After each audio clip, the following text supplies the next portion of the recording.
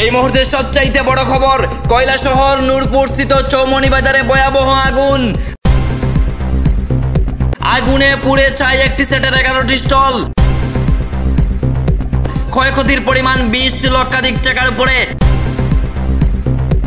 জানা যায় কৈলাসহর নূরপুর সেটঘরের মালিক আসাদ মিয়া বুদুর মিয়া। অনুমান বিকাল 3 ঘটিকায় এই অগ্নুৎপাত সংঘটিত হয়। একটি ফাস্টফুডের দোকান থেকে মুহূর্তের মধ্যেই আগুন শিখা সম্পূর্ণ বাজার সেট বশীভূত করে ফেলে পুড়ে ছাই হয়ে যায়। এই সেট ঘরে বিভিন্ন দোকান রয়েছে, যেমন ইলেকট্রিক দোকান থেকে ধরে ফাস্টফুডের দোকান পর্যন্ত। কিছু দোকানে গ্যাস সিলিন্ডার থাকার কারণে অগ্নুৎপাতের পরিমাণ বিশদ আকার ধারণ করে। পরিশেষে দমকল বাহিনীর ইঞ্জিন ছুটে আসে। কৈলাসহর থেকে আগুন নিয়ন্ত্রণ আনার পর দেখা যায় শুধু পুড়ে যাওয়া দোকানের অংশ বিশেষ পড়ে রয়েছে।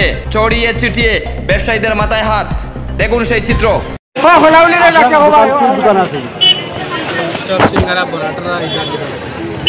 ক্ষয়ক্ষতির পরিমাণ কেমন হইতে পারে আপনার দোকানে? আপনার নামটা কি? আপনার নাম? আপনার কি দোকান আছে? কি পরিমাণে ক্ষয়ক্ষতি হয়েছে বলে আপনার অনুমান? কীরকম আগুন লাগছে এটা কইতে পারবেন একটা অনুমান?